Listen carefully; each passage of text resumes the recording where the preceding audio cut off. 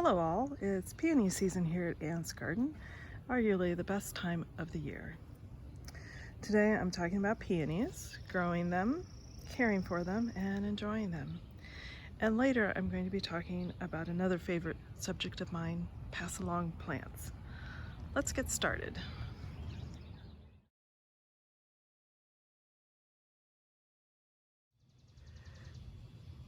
Peonies, with their soft romantic flowers, live on plants with an iron constitution, which has made them favorites for many, many generations. Sometimes you'll hear them called Decoration Day flowers. It was traditional for many years that you would plant them at the graves of loved ones every Memorial Day, what used to be called Decoration Day. Because of their iron constitution, you could be pretty sure every year when you went back, they would be there and they would be blooming, because they generally bloom at the end of May, right around Memorial Day.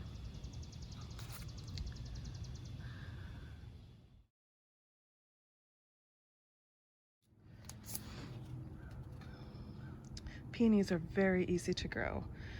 Once they're properly planted, that is in full sun, and the top of the plant no further than 2 inches below the surface of the soil, they're very low maintenance. Cut them back to the ground level in the fall, and I like to deadhead them after they finish blooming. This is a way to shape the bush, and it makes them look a little better. Sometimes I drive around and I see peony bushes in July or August, and their spent blooms are all sprawled out around the bush. I'm tempted to come back in the dark of night with my clippers and prune back those deadheads, but I'm not sure that that would be smart.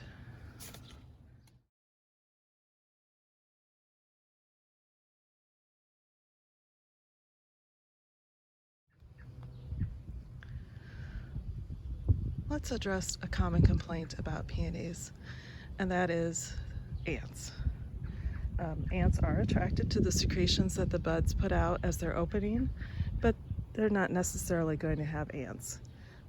In fact, look at this bush, not an ant in sight. It's just getting ready to open. In fact, it's just starting to open. It's a crinkled white, which is a very old-fashioned single with a very beautiful golden center. Ants are not necessary for the flower buds to open.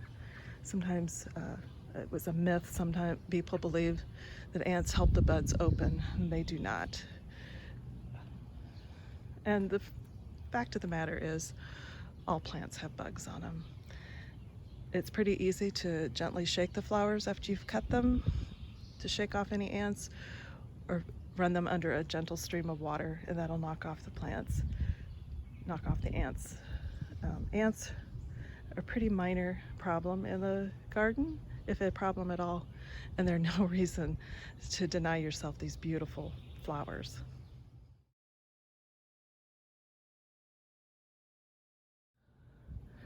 Cutting peonies for bouquets is very simple. Just a couple tips here. First of all, some people, especially flower growers who are selling their plants, will take off these side buds. That means all the strength and size will go to the central bud. But for the home gardener, I think it's fine to not do that. You'll notice that this bush, the stems have kind of been beaten down a little bit by the wind. Wind and heavy rain are hard on these blooms. They're so large. They catch all that wind and rain, and they become very heavy. It's surprising how heavy they can get. The buds are also very heavy until they open. So at this stage, when I'm cutting for bouquet, I like to shape the bush. This is a well-established bush, so I can cut back pretty far on it and make sure I have a nice round shaped bush. Now, if this is a new plant that you've just put in and it's still pretty small, you want to take as little greenery as you can. So if it was a new one, I would cut it very close up here.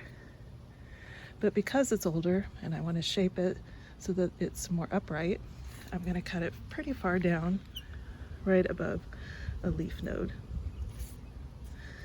Now these are pretty far open, so it's pretty easy to tell that they're ready to be cut. Here is something that's called the Marshmallow Stage.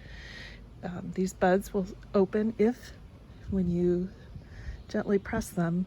They're firm but softening.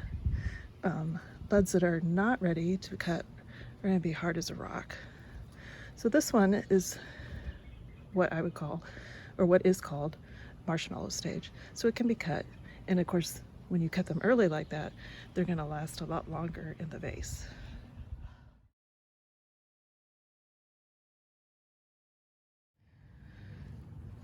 Okay, this is what I picked today.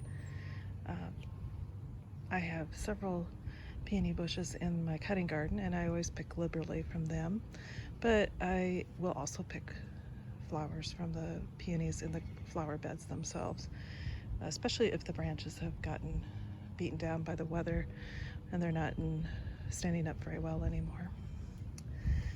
Peonies are super easy to prepare for a bouquet. All you need to do is remove the lower leaves here. So let's see if I can do this on camera. Now, this bud is pretty small. It's unlikely to open, so I'm going to just cut that one off too. This one here is also very small and unlikely to open. I'm going to leave it though for a little bit of interest and contrast in the bouquet. Not necessarily, and it does take a little bit of strength away from the flower itself, but not that much.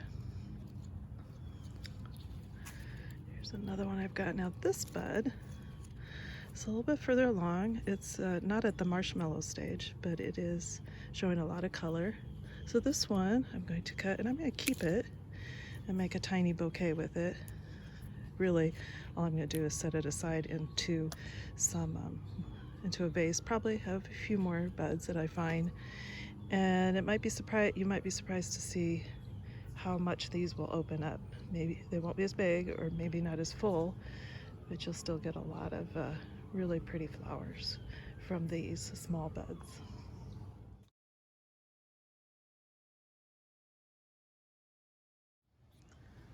Passalong plants is a term you probably would hear more in the South. I've read a couple different Southern garden writers use it in their books. But even though we don't use that term here in the Midwest, we do the same thing too. And what it is plants that you share with other gardeners. I have never met a gardener who wasn't generous about sharing information, tips, and plants. Gardeners love plants, they love to talk about them, and they love sharing them. Of course, some plants are better for sharing than others. Peonies, for instance, are a little hard to share. They don't particularly like to be dug up and transplanted. Once they're set, they like to stay where they're at. In fact, peonies will outlive the gardener who plants them easily. So Passalong plants tend to be plants that are easy to divide or easy to propagate, either from seed or from cuttings. So roses are very popular for this because they're easy to propagate from slips or cuttings. Things like zinnias. I have a lot of poppy seed poppies, an annual that self-seeds itself everywhere, that I have shared those seeds quite a bit. And they're usually plants that grow very quickly. In fact, sometimes you have to be a little cautious accepting plants from other gardeners because they might be thugs or kind of weedy. Lily of the Valley would be an example of that. If you have a place for them and you love them, there's no reason not to use them, but use them with some caution. Some other common examples would be daylilies and hostas, which are so easy to divide, zinnias, hollyhocks, whose seeds are easy to collect, bulbs like cannas. They increase very rapidly, and although you have to dig them up here in the Midwest every fall, you'll dig up a lot more than what you planted, so those are easy to share. A lot of them are what I would call old-fashioned. I like to think of the women who gardened, who settled the West, who gardened during the Depression, who gardened during hard times, who still wanted a little bit of beauty in their life, a little bit of connection to their past and to their friends. And they did that by sharing flowers They didn't have fancy nurseries that they could go to. They might have a seed store that would stock some seeds for flowers, but they probably relied on what they grew in the past and what their friends had and could offer them. So they're not blooming yet, but I have a big stand of garden phlox here. In about August, there'll be a pure sheet of white here. I have quite a few Passalong plants, and every time I walk through the garden, I think about the people that gave them to me, about the past, about where those plants might have started or where they had come from before. It's a nice part of gardening that I really like. I like a lot of the old-fashioned plants. They might not be as showy or colorful or bloom as long or as much as the modern hybrids, but they often have other characteristics that those hardworking women with limited money and supplies relied on, like iron constitutions that would grow through drought, through cold winters, and come back every year, either by seeding themselves or as perennials that come back every year. So this is one of my beloved Passalong plants that I got from my mother years ago when I first moved into my house. We went through her garden and she generously divided up a variety of her plants. A lot of her daylilies are here in my garden now. But this Choral Bell is very special. This is a very old-fashioned Choral Bell. Plant breeders in the last few years have done a lot with Choral Bells and really emphasized fancy leaves and lots of blooms. And I have tried some of those, but I find this one the best one ever. The leaves are not flashy, they're pretty, but they're not some crazy colors or stripes. But they cover nicely. And the blooms, again, are not super flashy, but very pretty. And they will bloom almost all summer. This stand will bloom strongly here for a few weeks. It'll take a little break and then it'll start blooming again. These tiny bells on the Choral Bell, from which it gets its common name, are beloved by hummingbirds. I have watched the hummingbirds go from one tiny bell to another. Let's see if I can get that to focus.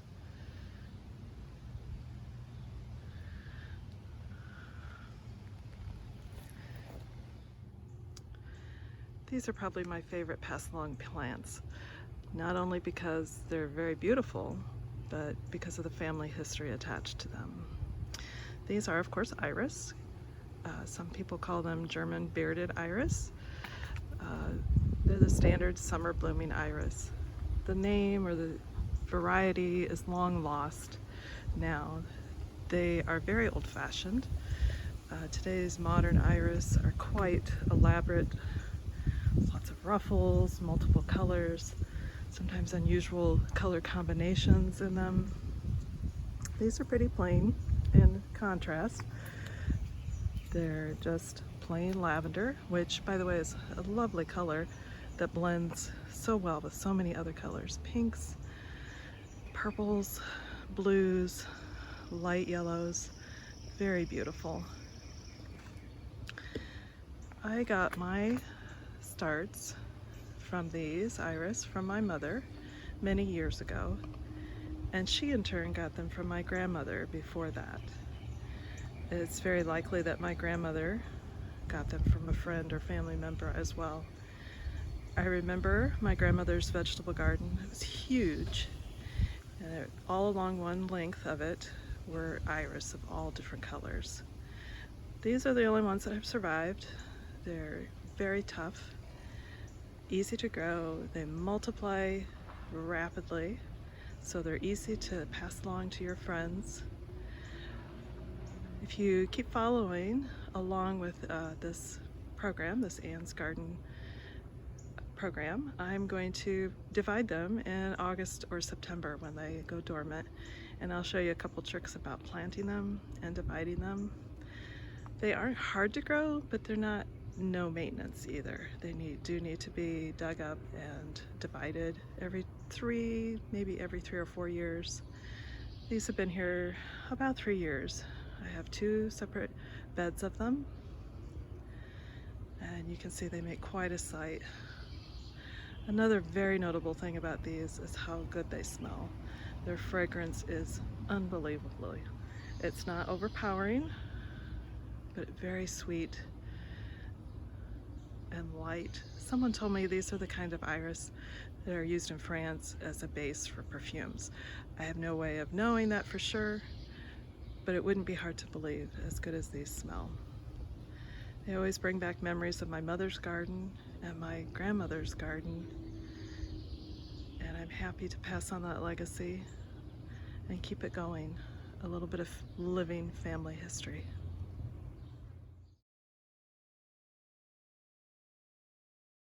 Making a bouquet with peonies is simple. You just need a few basic supplies. I have several vases here. I have quite a few flowers, so I'm going to make more than one bouquet. You also need a pair of snips, and of course you need your flowers. Now this one, you can see I've already trimmed off all of the leaves below the water line. You want to be sure and do that with any flower that you're cutting for a bouquet. So I'm just set those aside. I'm going to start out with this larger vase. One of the great things about peonies and making bouquets is that they come in a variety of pinks and whites and reds, and all those colors go together. So you don't have to worry too much about your color combination. I'm picking ones that aren't blown open too far. And also I've left the buds on some of these to add some contrast and some interest to the bouquet. You don't want to leave all of the buds on. Most of them aren't going to open. So I hold the vase up to the flower stems to kind of estimate where I want to cut the stems. Unlike tulips, peonies won't grow any further. The stems won't lengthen.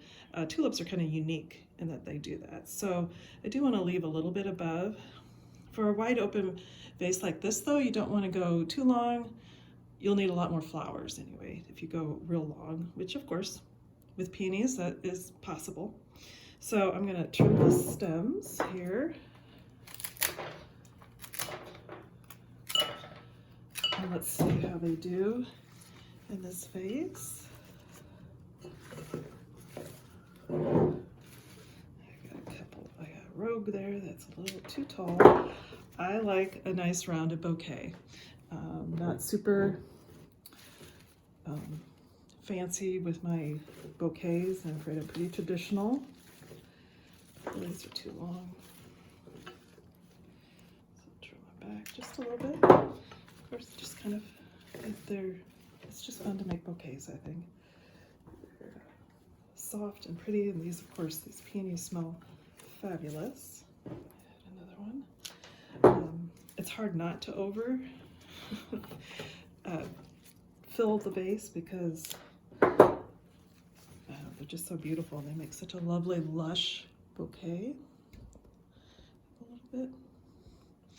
So I think that one's nice, but I'm going to add a little bit of a contrast with these magenta peonies that I just picked. They're just starting to open, so they're not fully open yet. They'll open a little bit more. I'll make a nice contrast with the pink, the soft pinks. This magenta red will go nicely, I think. I tend to like bouquets that are one color, or similar colors. I think they make a greater impact. This one is a pretty contrasty one, especially in the spring when I have lots of tulips, lots of daffodils, lots of peonies. In the summer, as the annuals start opening and I have a lot more colors, I'll go with more color combinations. But right now, I mostly stick to pinks. Now, in one of the mini garden bouquet making books that I've read over the years, one I read said you should always add blue to a bouquet, which is all well and good. I mean, what doesn't go with blue? And blue tends to make other colors sharper and brighter and really complement them. However, Blue is the hardest color to find in the garden. And in fact, a lot of what we call blue, like this blue salvia, is actually purple. That's a little long. I'm going to trim him up a little bit. I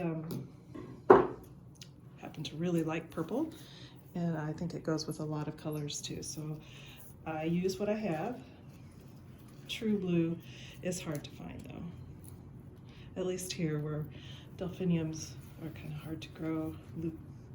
Some of those beautiful flowers that the English can grow just don't do well here in the humid, hot, humid Midwest. So we work with what does do well here in the Midwest. So this bouquet is turning out to be quite a bit of contrast to it, which, yeah, I really like that. That is pretty. And I also have some of these coral bells. I usually don't cut coral bells because I leave them for the birds because the hummingbirds love these, but they had gotten knocked over and were in danger of being stepped on. So I rescued them. Yeah, probably getting to be a little too much here. That's kind of fun.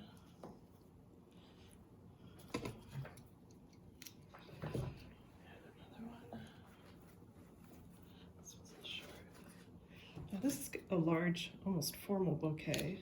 I tend to go for much more casual bouquets, but that would really be pretty on a dinner table, coffee table. It's a little hard to show on camera here. Okay, so I'm gonna set that one aside. I do still have some flowers. Let's see, I'm going to try this shorter vase. I've mentioned this one before.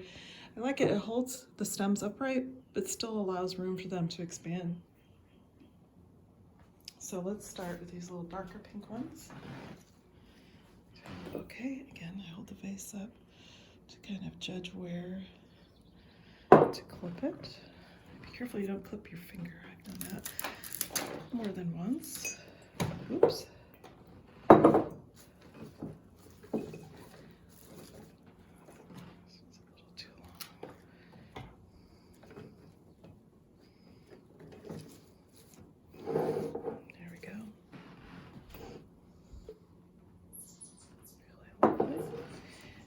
Some of these stems that some of these buds that I've cut off the side of the main stem have pretty long stems on them.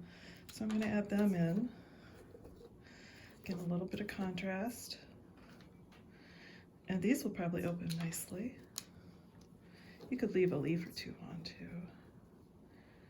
Let's see, that one's a little too short, I think.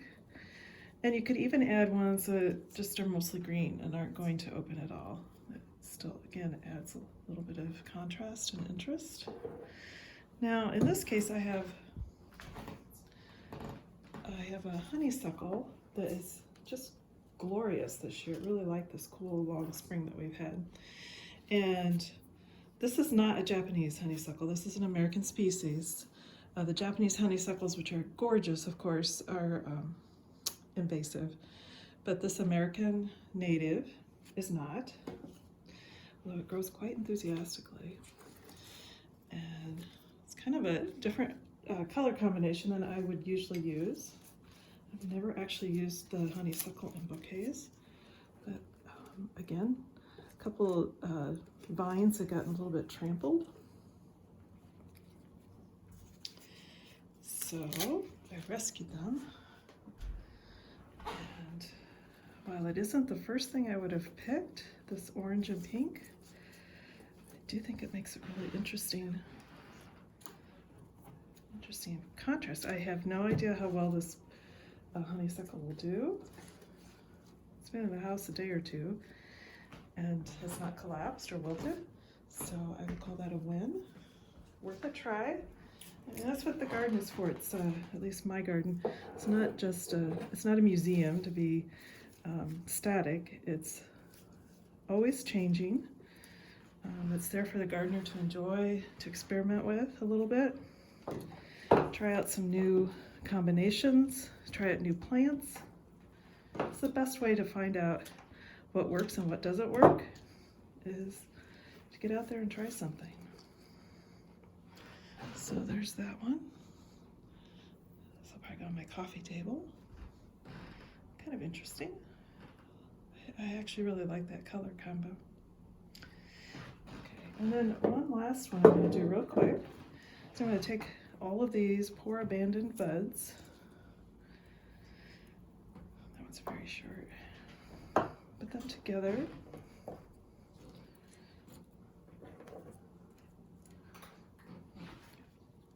Cut them short and put them in my little tiny vase here and watch those open. I have another set of these bud bouquets, I guess you could call them, that I picked a couple days ago, and they've started opening beautifully. I can show you that here too in a minute. Okay, here are the 3 completed bouquets. This is the bud bouquet that I made a couple days ago. Some of them were a little further along than the buds in this bouquet, but you can see they've opened quite a bit, making a perfect bouquet for a small spot.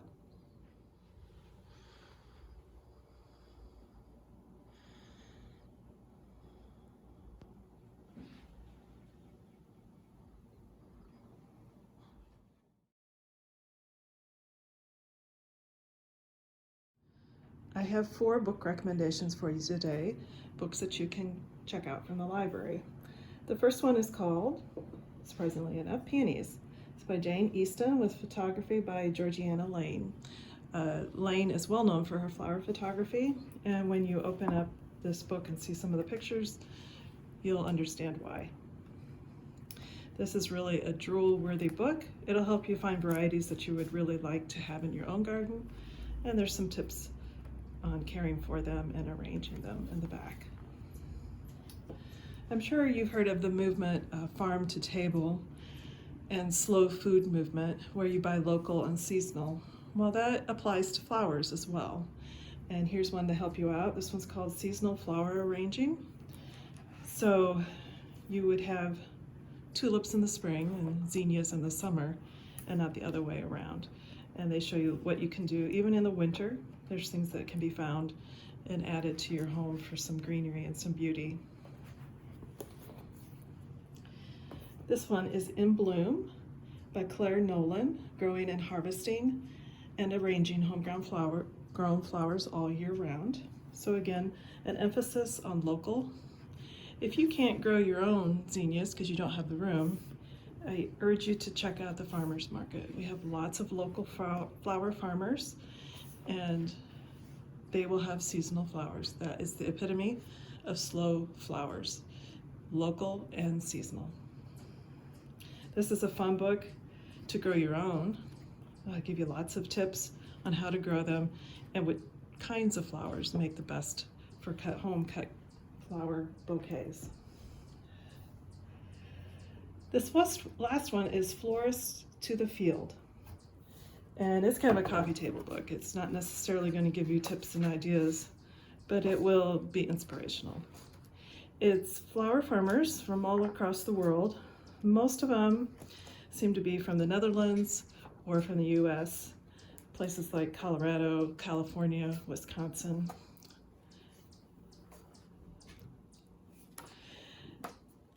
Each of these farmers specializes in a particular kind of flower or kinds of flowers, and they'll show you how they use them. I mean, stunning. Makes you want to go out and grow delphiniums, even though they're kind of hard to grow in this area. But you can look at them in this book and really get inspired by the colors, the varieties, and even the settings. So I will have information in the notes below of all of these books. Be sure to stop by the library or call and put a hold on any of these books for pickup. I'm sure you'll find lots of information, but also lots of inspiration.